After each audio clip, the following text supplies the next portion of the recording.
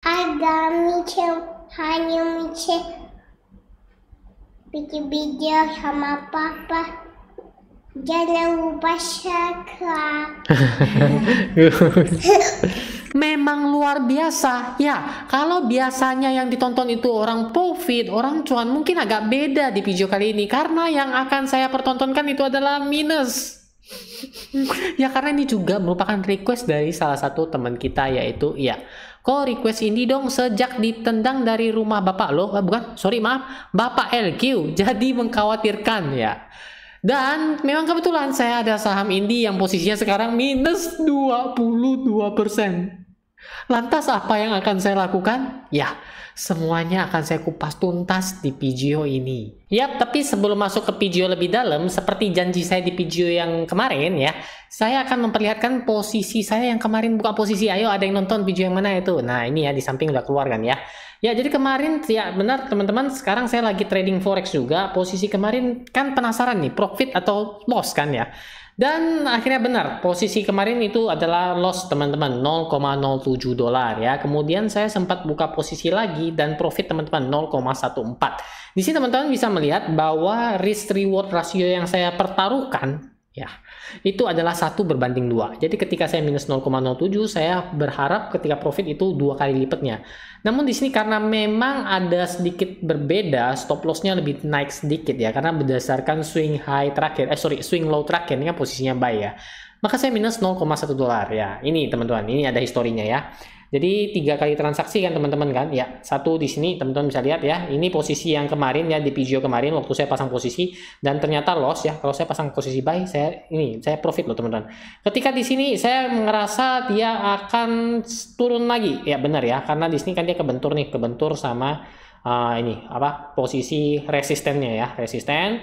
Jadi saya pasang sell di sini dan benar sekali ya, benar saya cuan di sini, saya profit di sini ya, ada teman-teman. Dan kemudian ini saya terlewatkan teman-teman. Sebenarnya saya udah nunggu juga, nunggu dia break resisten di sini, tapi saya terlewatkan dan tidak dapat ya. Kemudian saya nunggunya di sini ya, saya harapannya dia turun untuk koreksi dan naik lagi, rupanya enggak teman-teman ya.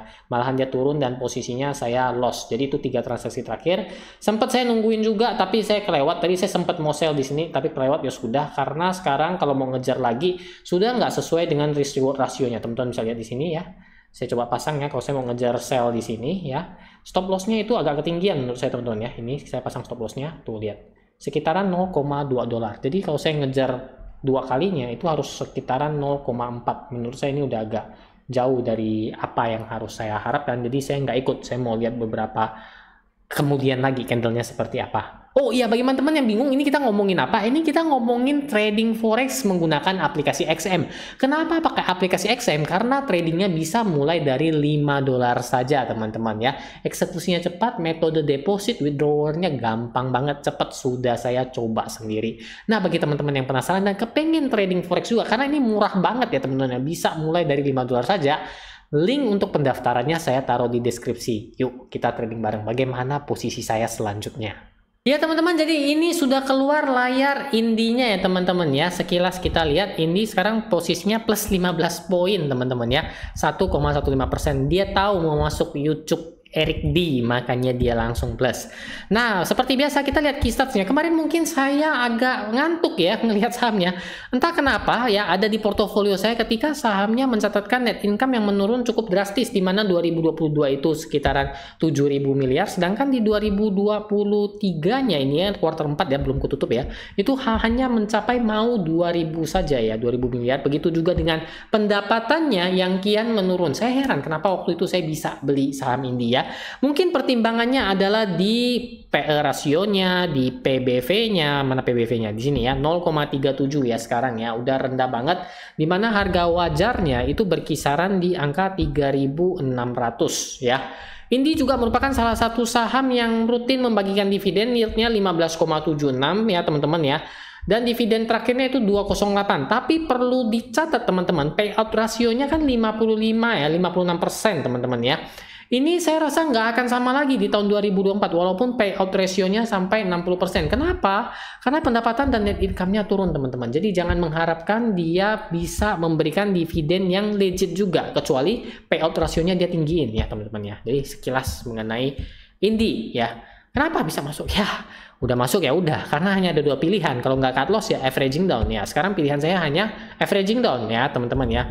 Analis mengatakan buy 2 hold 4 di mana targetnya adalah 1850 sedangkan high-nya di 2700 ataupun sedikit di atas harga wajarnya. Gimana dengan funda chart-nya, teman-teman? Seperti yang biasa kita lihat bersama, saya senang melihat PBV standard deviation band. Ini alasannya karena 0,37 belum tentu murah, teman-teman ya. PBV di bawah 1 belum tentu murah. Saya ingin lihat biasanya dihargai netizen itu di berapa sih? 1 tahun dia udah paling rendah 0,37, terbukti kan masih turun. 3 tahun dia masih paling rendah juga ya, di sini 0,37 ya teman-teman ya. Bagaimana dengan 5 tahunnya? Ya di sini sudah ada yang lebih rendah lagi, yaitu di kisaran ini berapa? 0,2527 gitu teman, 0,25, dan yang paling rendah ini di sekitaran sini teman-teman 0,15 ya. Jadi jangan bilang PBV 0,37 selama 3 tahun terakhir itu udah paling rendah, otomatis dia bakal balik lagi. Oh no teman-teman, harus lihat histori ke belakangnya di mana dia juga sempat diperdagangkan di PBV 0,25. Terus apakah kita akan gemetar? Ya tentu saja enggak. Apa sih yang harus kita lakukan berikutnya jika punya saham yang sudah minus 20% seperti yang saya miliki? Dimana seasonality-nya Indi ya sekarang teman-teman lihat hijau merah, hijau merah, kemungkinan besar 2024 ya kalian tebak sendiri, semoga hijau ya teman-teman ya. Masuk ke bagian chart bit, ini yang agak saya demen ya, saya demen bukan berarti panas ya, itu demam ya. Ya teman-teman, ini garis hitam yang putus-putus itu adalah posisi saya ambil teman-teman ya. Jadi saya ambil posisi di 1695.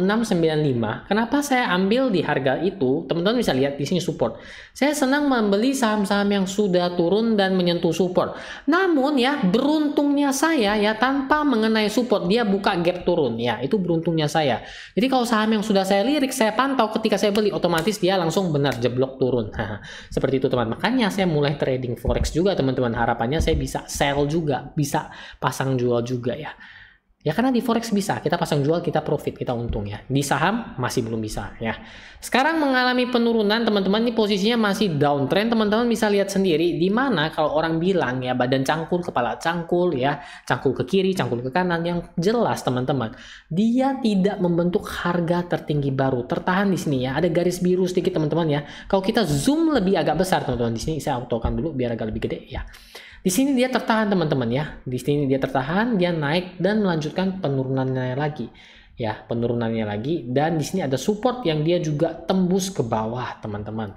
Nah, posisinya sekarang teman-teman kalau dilihat ini memang sedang mengalami penurunan yang cukup parah ya, teman-teman ya. Terbukti dari portofolio saya yang sudah minus 22%. Lantas bagaimana pandangan saya terhadap Indi ke depannya? Nah teman-teman, saya memprediksi ya seperti biasa, saya tetap optimis bahwa Indi akan naik, berhubung ya teman-teman ya, biasanya dia membagikan dividen di bulan Mei, harapannya mendekati bulan Mei dia akan mengalami kenaikan ya teman-teman ya.